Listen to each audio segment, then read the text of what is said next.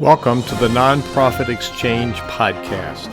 Stories by leaders for leaders to help you raise the bar on your own excellence, to release the potential inside of you. Now, here's today's podcast. Hello again, it's Hugh Ballou. This is the Nonprofit Exchange, where we interview thought leaders and take advantage of their wisdom in their area of expertise. And even though over the last 7 years, we've interviewed people with similar background and similar professions, we learn new things because everybody has their unique body of knowledge and experience. And so our guest today is certainly one of those people. And we met through another person, but I know enough about her that she's really on point and will help us think about how do we go from where we are to reach the potential that we could. None of this next step stuff. It's let's just go to our potential in a very one-step sequenced way. I think I'm not revealing too much, but Jennifer Katrulya, is that how you say your name? That's right. You are the guest on the Nonprofit Exchange today. So you're going to talk about how to grow our nonprofits. But before we go there, I'm sure people would like to know a little bit about who you are and what your background is and why you're doing this kind of work. Thank you for being here. Well, thank you so much for having me. Yes, Jennifer Katrulya. I am a partner at Citrin Cooperman, a top 25 CPA firm in the country. And, my background is in originally audit, actually, helping largely on the nonprofit side with the traditional annual audits and checkups of organizations. But really, I also come from a very entrepreneurial family background and a family that was big in volunteering, both, of course, to give. And we've always been such recipients of the companionship and the gifts of being part of a giving community. And so, and certainly our churches as well. I love being now in my career and for the last 16 years on helping with operational challenges, helping scale companies and nonprofit organizations, really looking at all of the ways that businesses and nonprofits need to function to maximize success and of course, in times like right now, survive and move forward. And I really just love the opportunity to work with organizations and people who are doing so much for others. I feel like if you can remove the roadblocks, the ripple effect is so important. And so it's an honor to be a part of that. Well, I'm sure you're an honor to your company. I think many times nonprofits don't realize that there are companies like yours. How do you say the company name again? Citrin Cooperman. Okay. And there's a link on the interview page that you can find out more about her company that she's a partner in. And I think we just need to have more conversations with businesses like yours who are interested in bringing value to everyone. It's not simply about making money. It's about bringing value to people. And I do have very cherished relationships. I use small accounting firms and everywhere I've lived. And those are very important relationships for me. So let's talk about this world of functioning. Now, we think, I'm going to say I have this nonprofit called Center Vision, and anything I say about the sector also applies to me. So I just want to be clear, and I'm not without fault. It's we have blind spots as leaders. So we need people like you to help reveal those blind spots because we got this big idea of how we can help people, and it takes a lot of juice that maybe we don't have. We've got the vision. So we think because we have this nonprofit title that money's going to come our way and people are going to volunteer and they're going to help us. But there's a systems piece that we need to understand to be able to function. So there's a lot of dysfunction in our systems. So why do you think that is? I said to you before we started, the word nonprofit is probably negative inspiration, but what are the reasons that nonprofits struggle with the systems that we need to know? I think largely it's because a nonprofit can decide to function differently than a business. Somehow, even in its own mind, that word nonprofit and the want to include members of the community and volunteers and all of the things that are actually such a part of the thread of a nonprofit can cause a gap between that that philosophy and that culture, and actually working as a business, because the reality is that for nonprofits, everyone's competing for contributor donor dollars, everyone's competing for time, and you're needing to adopt best practices for each of the functional areas of a nonprofit in very much the same way as a business. And anytime you depart from that, you're at a disadvantage. We're a non-stock C corporation, and we have no stock, and our board members don't get paid. They actually contribute to be an effective board. They contribute time, talent, and money, as true philanthropy is. So is it a mindset? In many respects, it's a mindset, and well, yes, I'd say the majority of it is a mindset, which then results in not having the resources and structure in place. But that it begins with the mindset for sure. It does. So part of what we help leaders with is the leadership piece. You know, we have to identify what our skills are. And I don't like strengths and weaknesses. I like skills and gaps. And I don't do something very well. It doesn't make me weak, but I know that I need somebody to fill that gap. So you do a lot of review work, shall we say. You mentioned audits and a lot of things. You do a lot of review work for nonprofits, and without revealing any secrets, of course, are there some common things that you wish nonprofits knew how to do better with accounting, with leadership, with other functions? What are some of the things you would hope that they would learn to do better? I think it's the first is look at each area at top level, assess the nonprofit like a business, and make sure that with the mix of talent, that there is the expertise in place, whether it is sales and marketing or human resource or technology, that much like a company, there's a return on investment of effort and resources every day.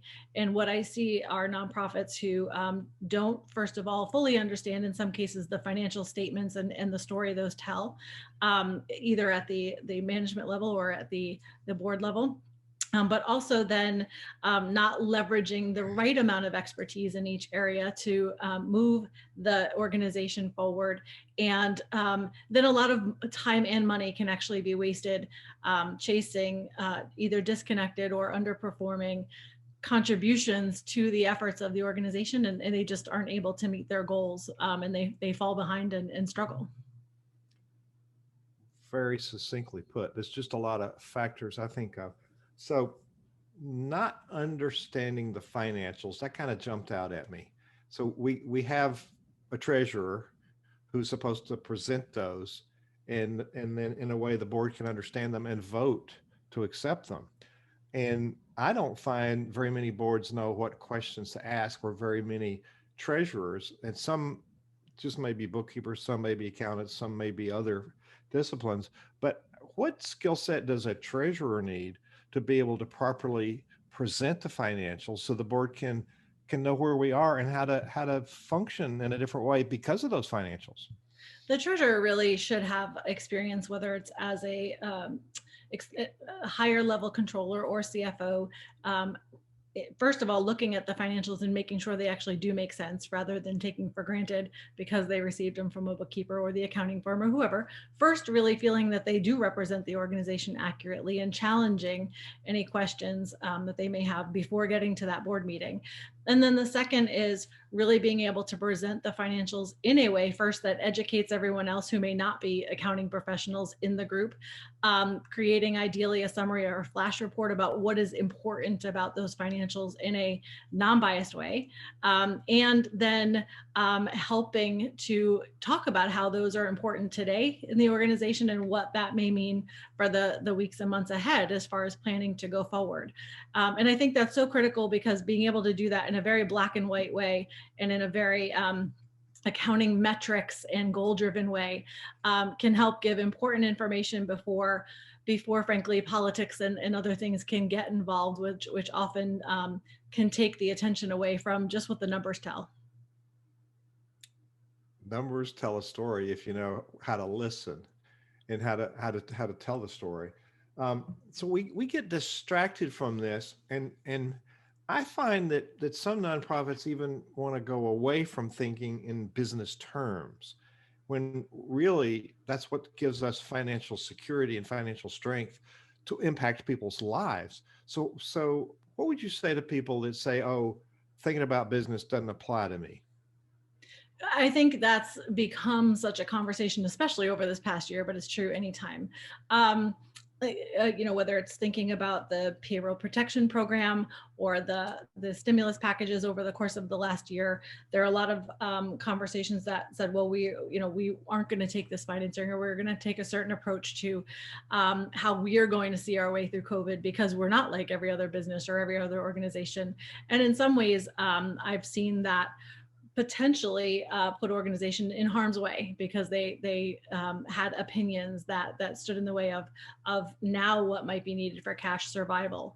I think other departures would be as far as, again, how you are going to reach and retain multiple forms of revenue inflow, whether it's donors and events and other things that are important of the lifeline of the organization, rather than follow the model any for-profit business would need to follow to make sure that those are shored up and that revenue is still coming in. The moments of saying, well, we're going to be different and we're going to find a different path through, again, though others who are competing for dollars and who are competing for resources and talent, frankly, if they are following a path first that gets them those resources, then being creative can unfortunately lead to missing out. I was on a webinar for some nonprofit leaders in another country recently, and one of the other presenters represented a well-known foundation from a food company and was in charge of managing the donations to this country. And he said, we have money. Most of the foundations have money, and we want to give it to people who are doing a good job. We're not going to give it to organizations that are marginal or need rescuing. And that stood out to me as being very important. So it occurs to me that having really good, solid financials is probably going to inspire somebody has money, probably got a good business head, is going to look at your business model, and then they're comfortable giving you money. So talk about how the financials, of course, they're, as in your 990s public information, all your numbers are public information anyway. So we need to have something that represents proper management, good stewardship of the dollars. So talk about the synergy between having good financials and what should people be looking for in order to attract the right donors. So first of all, I think it's natural to want to contribute time, effort, money into something that looks like it has longevity. So if something looks like it is profitable, is successful, is well managed, it just spreads that sense of confidence that this organization has its act together and is going to be a good steward of my money and my time and my investment, and carry this forward in the right way and contribute the maximum possible amount to the actual mission. Versus having any waste in administration or other areas of the organization. And I think, everybody, because there is such a personal attachment to the places that you involve yourself, you want to be proud of how that's run and feel like that represents your values and standards as well. So, that polished look is so much more important than simply the organization being run. It is also a sales piece, frankly, as far as getting and retaining that loyalty. And then the reality is actually being able to execute on that, and the organization being able to sustain and be long performing, is back to the statement before, the financials tell the picture. It is the scorecard. And so it's as much both an actual reflection of how you're performing as being used as a sales tool to attract more of that going forward. Well, it shows that you're being good stewards of their money. Yes. Now, talk about overhead. There's a myth about overhead, and let's just use our foundation, Center Vision, as an example. I think I share with you, this is my volunteer work, so there's not a salary for me. I donate like everybody else does, money and time and talent, and way more than I should. But it's a passion for me to help other people. So we could say, and we have no cost of goods sold. It's just web delivery and those things. So we could say that 100% of our money goes to overhead. We could say 0% goes to overhead because all the money goes to benefit education and nonprofits. So how does somebody like you, and I know in QuickBooks there's different terms for what we'd say in business, an income statement or a balance sheet. There's a statement of financial position. I don't know what they call it, but they have different names for it. Do they look different? And how do we talk about this thing overhead? And certainly we don't want to be paying fat salaries and for big cars when we're donors. So how do we talk about overhead and represent it in a fair and accurate way? Sure. I mean, there is different terminology for certainly a nonprofit versus a for-profit, but the financials themselves, function the same way as a for-profit company. And I always like to paint it that way. Honestly, you mentioned QuickBooks. They took the same software and saved it 5 times as different industry labels, but they didn't change the technology behind it. The nonprofit version was the same as the construction version, and every other one with some different report names. So, and I think that is really important actually, because cost of goods sold, and I'll align direct costs in general with events and with internal programs and things like that, where you can align, I spent X dollars on X mission or X effort. And then you'll have revenue and costs you can associate.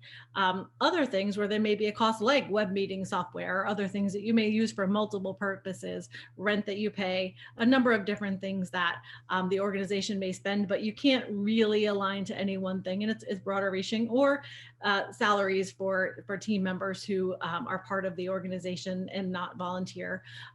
Certainly overhead for a wide range of things, utilities, et cetera. So, but overhead is anything that just gets you through running the organization, that is part of the expenses of office supplies, et cetera. So anything, again, that doesn't have a direct relationship to the money you brought in, that you can't tag that way, becomes overhead. And I will take it a step further and say that there is fixed overhead, something that you're bound to month after month, like a rent, a lease agreement or something like that, versus variable.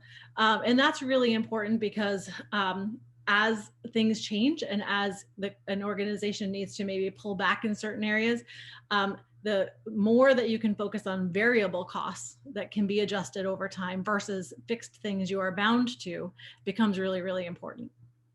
Those are factors we use in doing a break-even analysis. Suppose we're doing an event, and many times we do fundraising events that lose money. Right. So doing a break-even analysis, you got your fixed cost and then your variable cost. If you have meals or something, that's a variable cost. The fixed cost would be facility. So what are the drivers, the important statements? I know I've led organizations from inside. So I teach from external. I worked for mega churches for 40 years and did many systems, and learned them there and learned what didn't work. So I can say I'm an expert because I know what doesn't work. I made all the mistakes at least once. But there's some useful reports that need to go. And I've been in organizations on the inside, so I actually have to use the tools that I teach people, and then I fine tune them, because we really need to pivot now in the way we lead nonprofits, because we're never going back to what it was like before. It's a radical shift in what we need to do, and it's going to weed out some of those that aren't willing to step up. So what are we do this income statement and the statement of financial position, this profit and loss thing, but are there some others? I know you can export a financial cash flow analysis, which is like brake lights. What I find is a normal weakness: if we get a lump sum, a large donation, grant, we've got a specified program, but we get a large sum of money, we don't know how to do a cash flow forecast. When is that going to run out? What's our burn rate? How do we then generate more revenue? And then, oops, it's gone. So how do we look at those paradigms in a responsible financial planning way? Right. So so certainly cash flow forecasting, cash is the lifeblood of anything. So I think that that's as important as the long range budget, because which I'll mention as an important document or important planning tool. Having that ongoing 18-24, ideally, further out budget and plan for the organization is critical. And so, we're in the month of March at the time this is being done. And so any organization that isn't running running from a budget for the year and next couple of years at this point. Now it's a great time to shore that up. But that 13-week rolling cash flow forecast is because even if the budget overall looks like things are going to be okay, any week or month that you've run out of money and aren't going to be able to cover payroll costs or rent or anything else, you are essentially out of business. And again, I'll use that in for-profit terms, but there needs to be that plan in place. It drives as much some of those asks for funds that are outstanding, if they are, and the plea and the emotional draw if needed on bringing money in weeks where it's necessary to cover those obligations. I would also say that, and you mentioned mega organizations, but and I'll put this in QuickBooks terminology, but it translates elsewhere. The by class or by division or by area reporting grants, that's very common to look at where money came in versus how it was spent, and that's often required. But other key areas of the organization, making sure that you are looking at the money that's come in, how it is being spent, and looking for leaks. Where did we overspend? Where can we pull back so that that's not being hidden or buried in the financials as a whole? Yeah. I mean, sometimes there's a summary presentation that the board doesn't see those. And I want to highlight to people who already know this, the board has financial responsibility for the organization. Yes. So if you're the leader, it's really important that you present them accurate information, because there's a liability piece so they can assess your financial position. And actually, if you're leading it and you're embarrassed about something you did, you need to tell them so they can help. Because I think we're too bashful about that, right? Especially when it comes to boards, there's this odd relationship where you are meant to rely so heavily on them, and yet there's this feeling that you have to make sure what goes to the board is only best in show. That's a key point. That's a soundbite. We highlight. We'll do a transcript. We need to highlight that. We're not just doing a part of show and tell. It's a relationship that's a trusted relationship, and for better or worse, we're married. For better or worse, we need to look at all the facts. And like you say, the numbers are there. They're black and white, and they're there. But if we're not accurately categorizing them, and I've read financials in organizations that I've led, I said that doesn't make sense. So in programs like QuickBooks, you can click and get down to what's underneath that number, where it was posted, and was it accurately assigned. And so I think a lot of that is not intended to be cover up. It's just lack of knowledge, or people get in a hurry. So how do you have safeguards? I've worked in organizations where we have a paid bookkeeper who's not part of the board, and the bookkeeper is paid hourly to be the bean counter. Right. And then we've had a volunteer treasurer who usually is a CPA or somebody, a banker, or somebody knows how to read financials. And then we have a separate CPA firm that does the tax returns. So that's been the way of having accountability with different people, and then making sure the board understands the financials. So what do you recommend that people ask a prospective board member that could be a treasurer? And I was going to safeguards. Are there other safeguards we need in our financials? And then a follow-up question is, what are questions we need to ask a person before we put them on the board as the treasurer? So I think, for sure, accounting background is important. And I think accounting background, depending on the size of the organization and technology, et cetera, but where there are accounting positions that can be a piece of a larger company, but not necessarily looking at the financials of a company as a whole. So finding a treasurer who is used to getting a balance sheet, a statement of financial position, et cetera, and looking at and reviewing them line by line is critical. Someone who is used to looking at a general ledger for a set of financials and the codings, because at the end of the day, it's data in, data out, meaning that however that bookkeeper entered things, if they were put in the right category, then at least, for the most part, that is going to give you the financial information you need. It then gets layered with things like depreciation and other monthly entries that are not cash basis necessarily, but someone who is used to reviewing those numbers and has a process for doing so, and also will make sure that the organization is closing the books on schedule and getting all of the missing pieces in place, because oftentimes financials will be produced and shared with the board that are missing things. And so they're misleading because there is information omitted and they're just not complete. So someone who, again, has all of the knowledge in place to make sure they are complete, they are accurate, they are being delivered. And I'm really an advocate for, again, teaching even a board how to go through a basic general ledger, because even if you know nothing about accounting, the accounts listed are fairly transparent. If this is donor section, if this is utilities, if this is, you shouldn't see anything in that section that isn't appropriately categorized.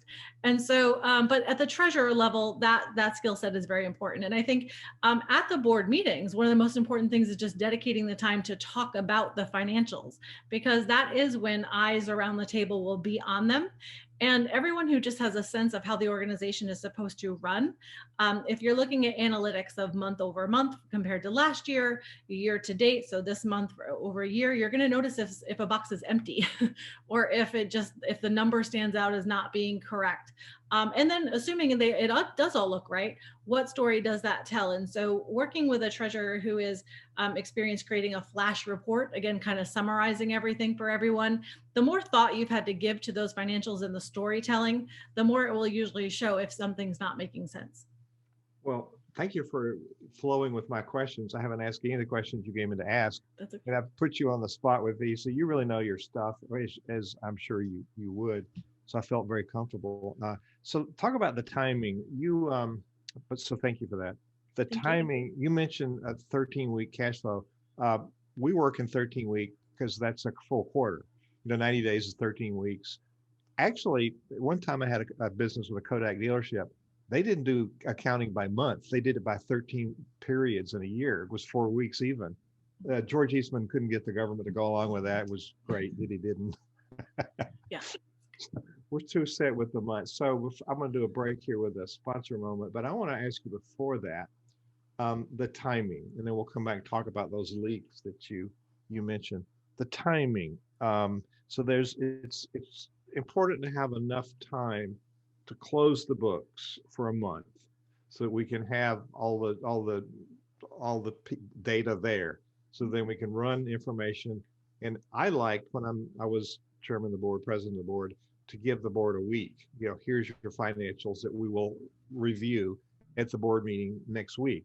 So it was the second or third Monday of the month that we met or whatever. So we had time to close the books. And if you keep up with it, it's not a big deal in a smaller nonprofit. And then time to share them with the board, and then time in the meeting for people to ask questions. And you could tell who really studied the budget of the financials, because they would raise their hand and say, I want to ask about this item.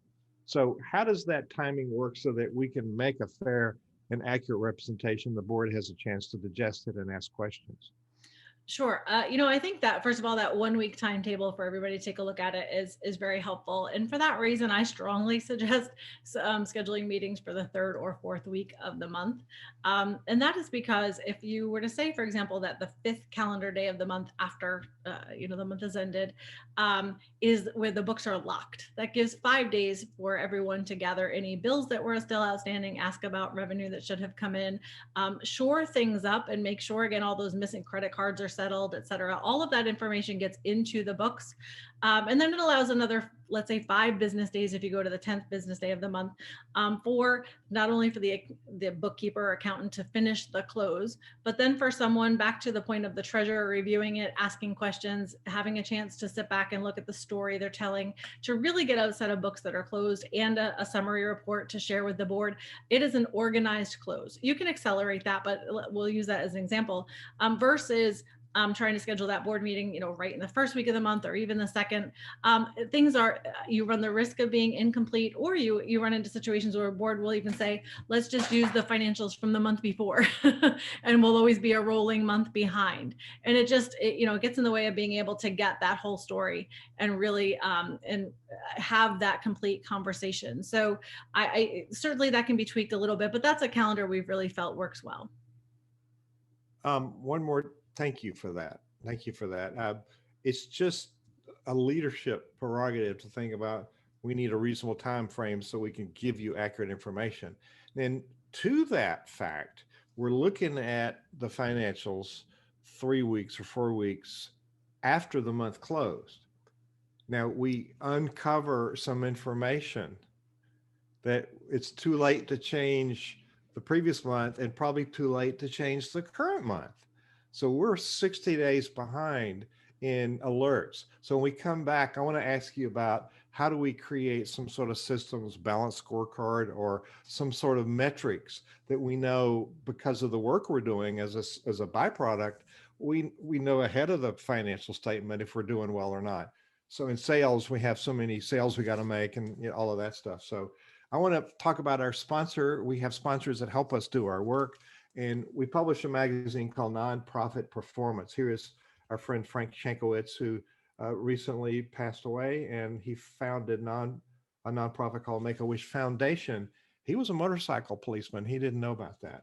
And this magazine is printed, we publish it, it's printed and mailed by a company called WordSprint, one of our sponsors.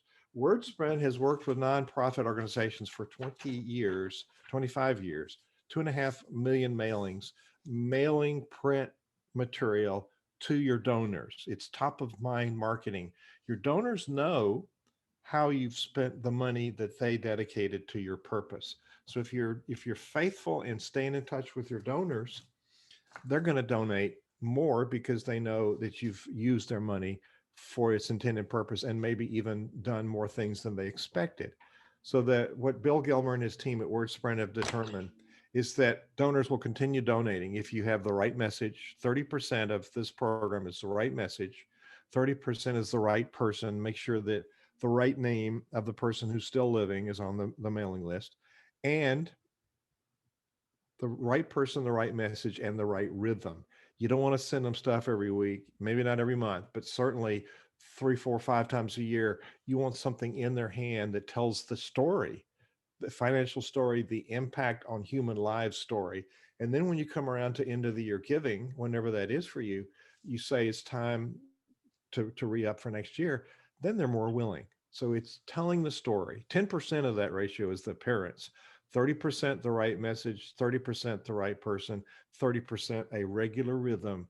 It's building relationship with your supporters who've dedicated their time, their talent, and their money to the cause that you champion. So wordsprint.com, you can go and get an appointment. And even if you don't use their services, they'll be glad to share some of this wisdom with you. And it works. Every nonprofit I work with has giving that goes up and is very consistent because they've been accountable and they've shared information with their supporters. So Jennifer, we want to make sure we share the right story. So it's important the board know the right story. So I threw a thing out to you before we went to that message about how do we have some mechanics in our functioning so we have a good idea of whether we're making the grade or not when we see the financials before it's too late. Sure. And that comes back to, especially now with available technology and being able to get much more to reporting dashboards. Now, again, depending on the size of the organization, resources, there's a cost benefit to how granular you get, but setting some basic metrics that are reported out weekly, certainly cash status. How are you tracking to cash flow for the month, especially based on when your receivable dates are, when you expected money to come in? How are you tracking as far as expenses? One of the things that it can be very difficult to monitor is credit card expenditures throughout the month. So really just that back to that 13-week cash flow, how are we actually tracking? Are things happening as anticipated? Has something come up that has thrown things off? That's a very easy kind of weekly reporting out. But also as you are planning any events or as you are having, certainly right now there's been a big shift to digital and social selling and a virtual presence that maybe wasn't as significant for the organization before. So if you're focused on web traffic, what are visits each week? How are things tracking toward, the cost of acquisition of a new donor or of bringing in new money for the organization? So it really varies based on organization, size, structure, but setting up that initial scorecard and being able to report out those metrics weekly and measure against them and manage in real time, that's critical. And again, so much of that can be automated now. I would like to, if you're listening to this in a podcast anytime in history, or you're watching it on video, uh, the Nonprofit Exchange is the show. The THE nonprofitexchange.org takes you to the summary page. There's a bottom of that page. You can get all the history, and you look at this podcast, this interview. There will be a transcription in a couple of days, and all these things she's talking about, all these sound bites, will be there so you can go and grab those notes. And Jennifer, we want to give people a website. So where do people go to find all more about this organization that you so capably represent? Well, thank you. Very kind of you. So the website is Citrin, Citrin, Cooperman.com. And certainly I love to connect with people on LinkedIn as well. So please feel free to reach out to me there. And her name is on the interview page. If you go to the interview page from the nonprofitexchange.org, that link for the website is on that page, so you can find out more about them. So how can nonprofits find the efficiency leaks? Let's talk more about the leaks that you mentioned earlier, and improve their performance. We talked about the nuts and bolts of accounting, but generally speaking, what are some leaks that we need to look at? Well, some of the big ones, and this is an area, by the way, that I'll insert. I know organizations need to be so careful about how and when they spend their money. This is a moment where getting a couple of hours with an advisor and getting some outside help and objective help can be really, really important. And there are a number of ways to accomplish that. But that is because a person who works with a range of organizations can sit down and walk through. We should look at the process of bringing in money. So your outreach process, your campaigns, your donor efforts, your events, whatever again is appropriate for the organization historically, and what is the market doing right now to bring in money? Because right now what worked over past years isn't going to work going forward, and we can see a lot of money wasted both researching new opportunities and spending money on things that just no longer work. As far as technology, right now with again hybrid work models or work from home models, we can see a lot of technology money being wasted on applications that people signed up for trials and are running month over month, but nobody's really using, or multiples of things, cybersecurity or virus protection or things like that aren't right for the organization and aren't working. And there's 5 of them that have been purchased over time. So somebody able to handle the cost assessment for the organization, but also human resource. Having volunteers is so critical and so important. Is the organization compliant?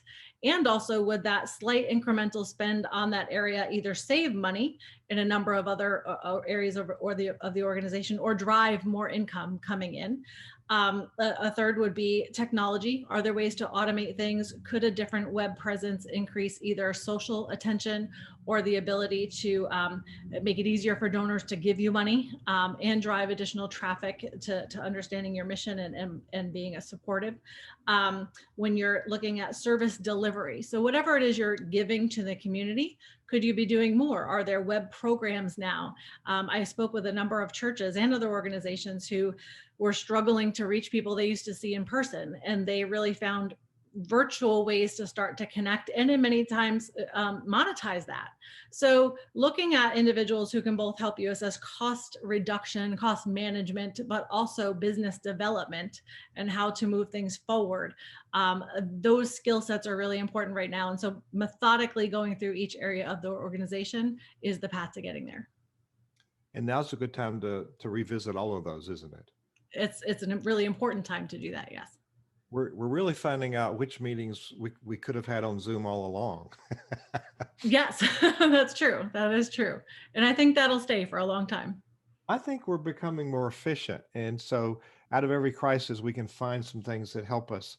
I'm talking about, I want to go to talk about the correlation in the strategy for a company, the development plan, and how that fits with the budget. But I'm going to put into the chat here a minute for people watching and the people listening. What we teach in Cinevision is there's 8 streams of income: donations, grants, sponsorships, plan giving, events. Our financial planner watching here says this should be required listening for people. He's a fundraising professional. So I was on events. In kind saves you money, but you could get a part-time employee, you get space, you get food, printing. Partner money. You mentioned churches and service clubs like Rotary give small amounts of money for a specific purpose. They don't feed people or house people or do free clinics, but they support them. So they partner with organizations that deliver the services. That's not really a donation or a grant. It's a specific function. So I isolate it as partner money. And then earned income. In Centervision, people buy community, belong to our community. That's revenue that's mission related. So IRS doesn't classify it as unrelated business income. So it's mission related income. We have 2 team members that used to be revenue agents. So it's important to look at all of our money through the eyes of, how are we good in compliance with our guidelines as a tax exempt organization. So looking at those, does that pretty much summarize what we ought to be having most, or if not all of those, is various streams of income? It's your fault. You mentioned various streams of income, so I went there. I think as a list that actually is first great that it's shared. Thank you, and that's impressive. This visit is impressive. Thank you. So I would say, again, because we're talking about getting back to basics and looking at the core, that list is a great set of 8 to begin with. Again, depending on the organization, there may be some other things that crop up that would be important. But this is a perfect place to start. And I think there's a lot to be done there. I would start through that list and again, go with a before and after. Because if this assessment has not been done for a while, it's likely that a number of those revenue sources and the path to getting them is outdated. Yes. So the gentleman is one of our advisors. He's a CFRE with the Association of Fundraising Professionals and retired fundraising professional. And he would love to have had some, I'm sure, I don't know for sure, but more organizations would do this, whether he works with them or not. But a person like that, really needs good financials so they can feel adequate when they're making a presentation. So in our world, I'm a conductor. We get together with an orchestra choir. We got to have that score so everybody knows what to sing and when. So the correlation in a board is you got to have the strategic plan. It's an engagement tool. People know where we're going and how to quantify those results. Now the fundraising professional can do a funding plan based on those targets. These are going to cost us so much money. We need to generate that revenue.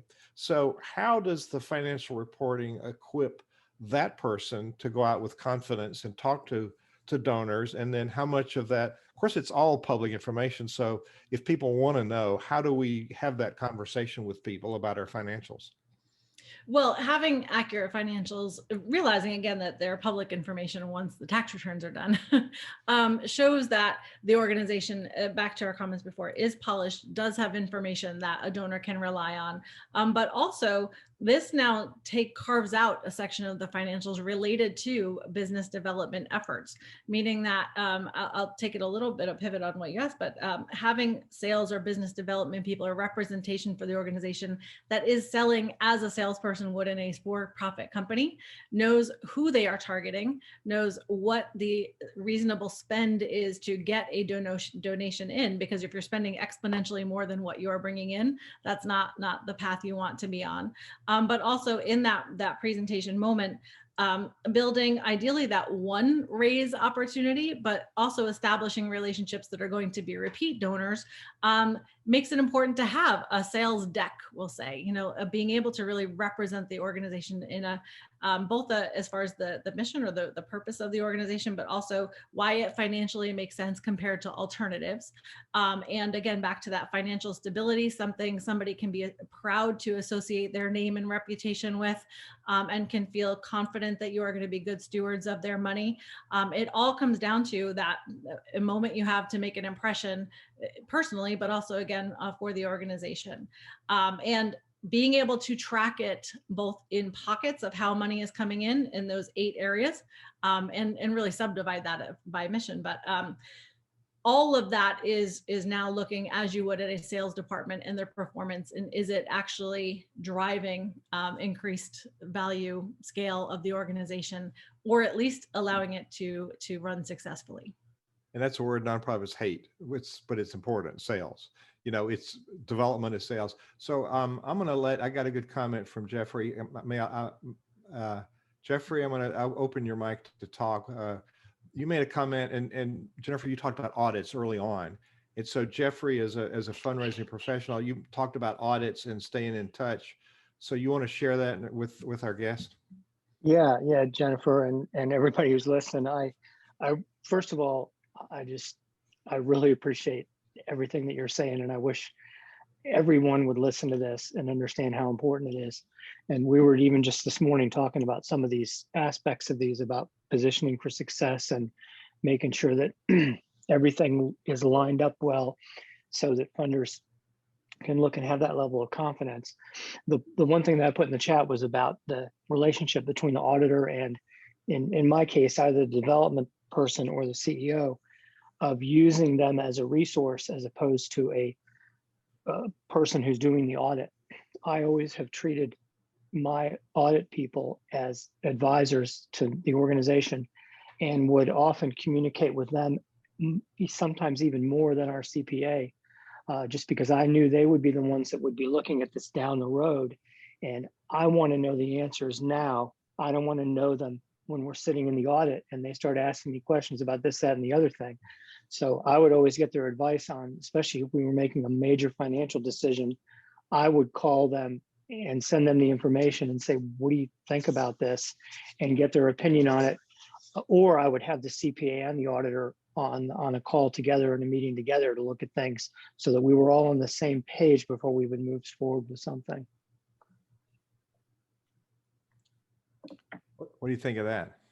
Well, and I didn't want to jump in. So, but Jeff, thank you very much, and pleasure to meet you over the air here. I think, first, yes, communicating with the auditor throughout the year is your opportunity to really leverage their expertise to help you before it is too late. That's actually part of what shifted me out of audit, is in seeing what the after the fact information.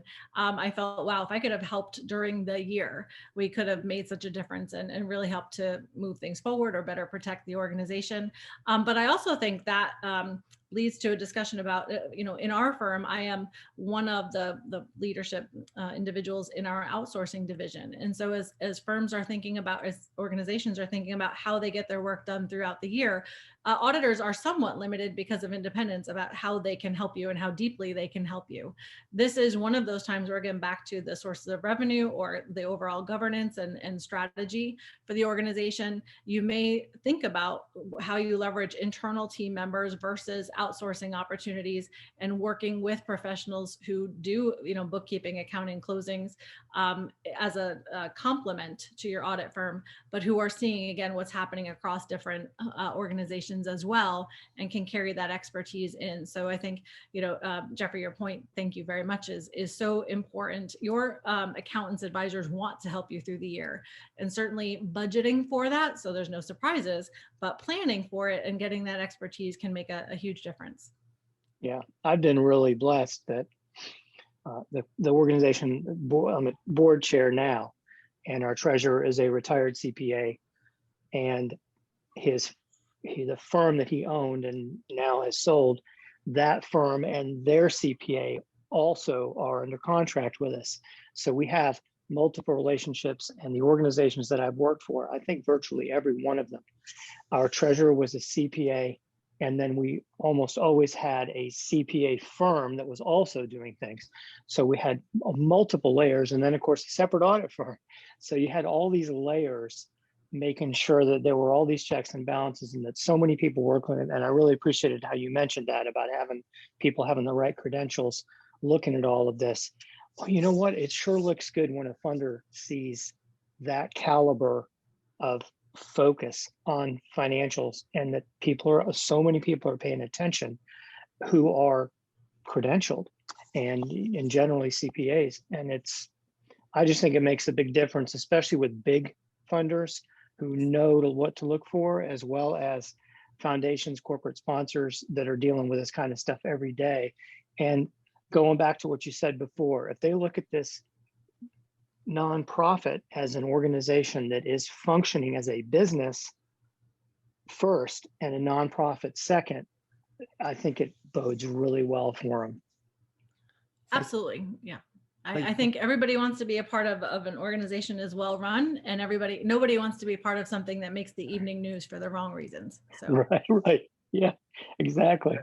Jeffrey, thank you so much. He's one of Sure. our advisors here in CenterVision, and we have the best, of course. Thank you, Jeffrey. I'm going to send you back to your private world here. So, Jennifer, any more on that? It occurs to me more on that, but also, why do we not want to talk about money? What's with that? well, I think it's very much like our own personal money. It feels private. It feels uncomfortable at the organization level, because you want to be very focused on the mission of the organization, and giving. The nuts and bolts conversation about money somehow seems to cross over into an area where you're asking someone, to disclose a little bit about their capability to give, or their ability to give, but also their willingness, and it gets personal. So I think it is, and honestly, many times for an organization, the people put in the sales seat are not salespeople. They believe in the mission of the organization, and so they're out fundraising, but they may not be professionally sales individuals. So I think it's really shifting the thought about, again, what is being done with that money, and what the end goal is, versus that feeling on either side that there's a hard push or a hard sell. So I think experience doing it, but also focusing on really what is the goal, can help make that more comfortable. Absolutely. And I think having confidence and understanding of the financials gives the whole leadership ability to speak not only with authority, but with confidence. Yes. So we talked a little bit about technology, but we're in a new era, and there's some good things about technology, and there's some other things. So how do we take advantage of the wealth of technology without overdoing it? Sure. So this is an area where, again, an assessment can be really helpful and necessary. First, core disaster protection. Organizations are all over the grid as far as everybody's still using, some using tapes of old to make backups of data, and keeping everything internal, versus leveraging cloud security and hosting services and online solutions like a QuickBooks Online versus hosted, or just getting a small amount of outside expertise to run through the technology setup. Let's remove the remote shift for a second, but just to make sure that the things I used to spend $20-something thousand on a server for 11 people with backup tapes and all of these other things, for something you can now pay $30 a month and accomplish. But because there's this want to hold on to things that we're used to, sometimes we can be overspending to actually get protection that isn't adequate anymore, and have a structure that isn't protected against weather, storms, power outages, doesn't offer us the ability to work from anywhere, which obviously became important. But also, when we remember that there are, unfortunately, individuals working every day to compromise our data, to gain access to our systems, to hold things ransom, it is necessary to make sure that we are staying current enough that we are protected. So I would say making sure that we're looking at cybersecurity, data security, because we are not only having employees, but also volunteers work in office or remotely. What's happening to our data as we're gathering donor information, as we're gathering payment information, all of these things, is it actually being housed in a way that is compliant, safe, and stays with the organization, is protected? Do we have situations where we are reaching people in their homes in a way that is secure? Because depending on how you're sharing data, or when they are logging into your website, what's the security of your website? So technology overall, just getting an assessment, that includes then your accounting software, your donor management software, your ways of collecting money. All of those things with an assessment can be ways to save dollars and also get better results and stay safe. Wow. That's not considering user error. That's before we even get there. Right, exactly. Yeah. And sometimes we trust systems, and then the systems go bazonk. So, if you got everything on your laptop and your laptop dies, you're pretty hard up. And, Yes. and I don't know how many people I know store backups on the same place they have their main data. So that's a very profound point that we don't even think about till it's sometimes too late. Right. Common. It's still quite common and can be easily resolved actually. Well, we got just a couple more minutes here. This hour has just flown by. You've got so much really helpful data, and I'm going to send it out to my membership and tell them it's required. Required Thank watch. you. We'll see how many people do that, because I can't require anything. It's just a fallacy that we think as a boss we can tell people to do things, but they're going to get us if we do that. We want to inspire people to step up, and what you've done has inspired me to step up my own systems. Where none of us are exempt from looking at our own systems, our own skills, and improving it. We just need to always be doing that. So we're hopefully going to come out to a post-COVID world, and there's some new considerations that we need to think about. And I said to you earlier, I don't think we're ever going to have normal or new normal. We're going to need something, a radical shift to some new standard. What are some of the things that people ought to consider in rethinking leadership and systems going forward? Sure. I think, first of all, we need to realize that probably your community as you've known it when you step back outside won't look the same. There is the likelihood that people will stay remote for some portion of the time and not go back full time to an office or not live in the same place. And so one of the things that's going to be important is a lot of your support system may have relocated. and so you want to be thinking about the fact that we likely won't leave digital. It is going to be important to continue actually to expand and nurture this digital world and honestly use it as a disaster planning point so that this becomes an area of expertise that you can gravitate back to at any time and still live in, because it will be where there's so much attention going forward. I do think that as everybody ventures back out, looking at, events have been such a large part of organization planning and funding for so long. How do you look at that in a way that remains certainly successful, but flexible? And that keeps people safe, because we may be in masks for a long time. I know that's geographic and may vary. So, but back to kind of that fixed expense versus variable, looking at keeping the organization very nimble and very agile for a long time is going to be important. And I think from a leadership standpoint, and this is true of the board, it's true of the organization leadership internally, is do you have now the right skill set and the right functions and the right work assignments? You mentioned before having a very, working board. Is everybody not only willing, but do they have the expertise needed to contribute the skills that the organization is going to need to be successful in this new normal? And if not, where are they going to source it? Absolutely. Those are wise words. We just really need to be prepared for anything. My wife is clergy and works for the Methodist district. And in the days that are pre-COVID, we sometimes have snow. We get a Sunday that we're snowed out of church. Well, in the old days, we just didn't go to church. Now it didn't matter. We just did the virtual thing. So there's some ways that we've developed that are beneficial if we can then repurpose them. And of course, having the bookkeeping online and those things are such good advice. So I'm going to come back to you in just a second, ask you to give us a parting thought or a tip or a quote to leave people with. And I want you to go to thenonprofitexchange.org, click on the history, the archives, and then look at this transcript from today, because there's lots of very useful information, and the link for Citrin Cooperman, you can go there and discover. I'm sure there's many gifted people in an organization like Jennifer and many services they offer. I've looked at it. It's a very good website. And what you've shared with us today is required listening, as Jeffrey Fulham said. It's required listening for leaders. So I want to mention that Center Vision Leadership Foundation has a private community for nonprofit leaders and clergy. It's where you get low-cost resources. You have workshops with people like Jennifer that teach you how to do things. We have online learning, self-paced learning, and we have group mastermind sessions where we help each other and we learn from each other and we build better systems.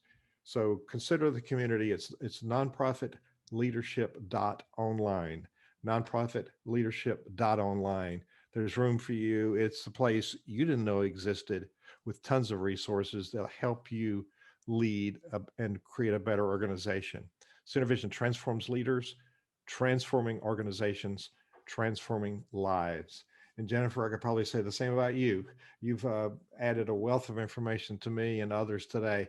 What do you want to leave people with?